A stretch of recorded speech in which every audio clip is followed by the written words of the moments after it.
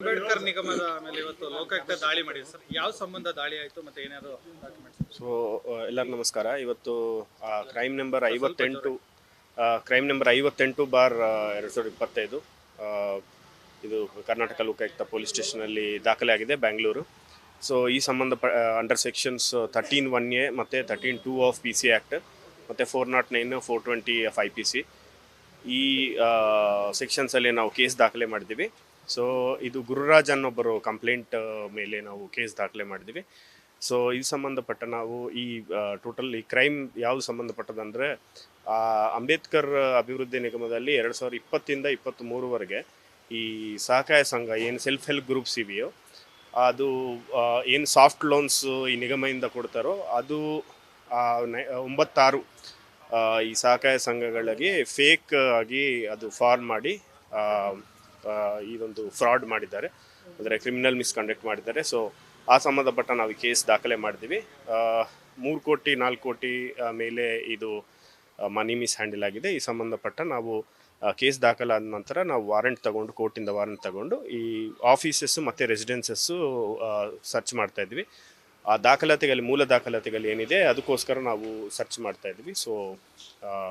5 ಮನೆಗಳು ಮತ್ತು ಒಂದು ಕಚೇರಿ, ಅಂಬೇಡ್ಕರ್ ಅಭಿವೃದ್ಧಿ ನಿಗಮ ಕಚೇರಿ. ಇದರಲ್ಲಿ 8 ಜನ ಅಕ್ಯೂಸ್ಡ್ ಇದ್ದಾರೆ. ಇದರಲ್ಲಿ ಮ್ಯಾನೇಜರ್ಸು ರಿಟೈರ್ಡ್ ಆಗಿದ್ದವರು, ಅಂದರೆ 2020ಇಂದ 2023ವರೆಗೆ ಏನು ಅಲೋಕೇಶನ್ ಆಗಿದೆ ಅಲ್ಲಿ ಆಫೀಸರ್ಸ್ ಯಾರ್ಯಾರು ಕೆಲಸ ಮಾಡಿದಾರೋ ಅವ್ರ ಮೇಲೆ ನಾವು ಕೇಸ್ ದಾಖಲೆ ಮಾಡಿದ್ದೀವಿ. ಇದರಲ್ಲಿ ಮ್ಯಾನೇಜರ್ಸ್ ಇದ್ದಾರೆ, ಕೆಲವು ರಿಟೈರ್ಡ್ ಆಗಿದ್ದಾರೆ, ತಾಲೂಕಾ ಡೆವಲಪ್ಮೆಂಟ್ ಆಫೀಸರ್ಸ್ ಇದ್ದಾರೆ, ಸೂಪರಿಂಟೆಂಡೆಂಟ್ ಇದ್ದಾರೆ. ಒಟ್ಟಾಗಿ 8 ಜನ ಇದ್ದಾರೆ ನಮಗೆ.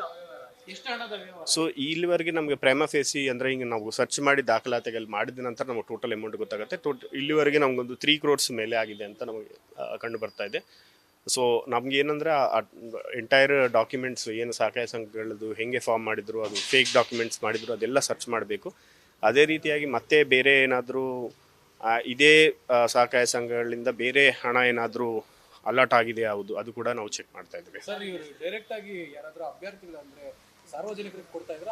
ಅಲ್ಲ, ಸಹಕಾಯ ಸಂಘಗಳು ಫಾರ್ಮ್ ಮಾಡಿ ಇದೇನೆಂದರೆ 1 ಲಕ್ಷ ಇವರಿಗೆ ಸಾಫ್ಟ್ ಲೋನು ಮತ್ತು 1 ಲಕ್ಷ ಇವರಿಗೆ ಡೆವಲಪ್ಮೆಂಟ್ ಥರ SSGಗೆ ಏನು ಕೊಡ್ತಾರೆ ಆ ಸ್ಕೀಮ್ ಮುಖಾಂತರ, ಆ ಸ್ಕೀಮಲ್ಲಿ ಇದು ಈ ಅವ್ಯವಹಾರ ಆಗಿದೆ. ಅಂದರೆ ಸೆಲ್ಫ್ ಹೆಲ್ಪ್ ಗ್ರೂಪ್ಸ್ ಹೆಂಗೆ ಸಹಕಾಯ ಸಂಘಗಳು ಹೇಗೆ ಜನರಲ್ಲಾಗಿ ಒಂದು 5 ಮೆಂಬರ್ಸ್ ಟೀಮ್ ಇರ್ತದೆ, ಅದರಲ್ಲಿ ಇಬ್ಬರದು ಬ್ಯಾಂಕ್ ಅಕೌಂಟ್ ಡೀಟೇಲ್ಸ್ ಕೊಡಬೇಕು, ಯಾಕೆಂದರೆ ಅವರ ಬ್ಯಾಂಕ್ಗೆ ಹಣ ಟ್ರಾನ್ಸ್ಫರ್ ಆಗುತ್ತೆ.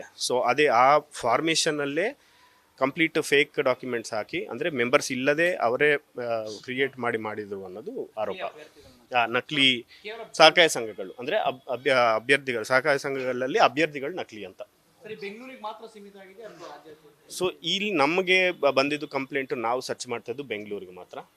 ಅದು ಇನ್ನೂ ಬೇರೆ ಏನಾದರೂ ಕಂಪ್ಲೇಂಟು ಮತ್ತು ಆಮೇಲೆ ಸರ್ಚಲ್ಲಿ ನಮಗೆ ಏನಾದರೂ ಸಿಕ್ಕಿದ್ರೆ ಅದು ಮತ್ತೆ ತಗೊತೀವಿ.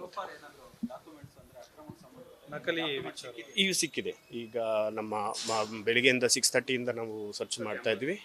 ಕೆಲವು ಡಾಕ್ಯುಮೆಂಟ್ಸ್ ನಾವು ವಶಪಡಿಸ್ಕೊಂಡಿದ್ವಿ, ಬಟ್ ಇನ್ನೂ ಇದೆ. ನಾವು ಟೋಟಲ್ ಕೇಸ್ ಸಂಬಂಧಪಟ್ಟ ಎಲ್ಲ ಡಾಕ್ಯುಮೆಂಟ್ಸ್ ನಾವು ತಗೋಬೇಕು.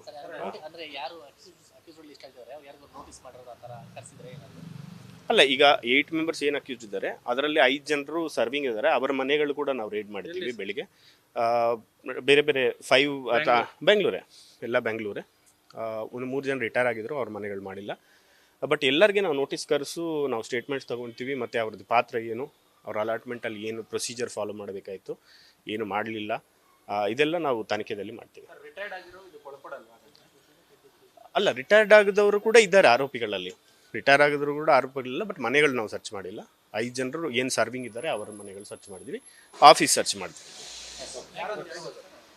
ಇದೆ, ನಾನು FIR ಶೇರ್ ಮಾಡ್ತೀನಿ, FIR ಡೀಟೇಲ್ಸ್. Thank you.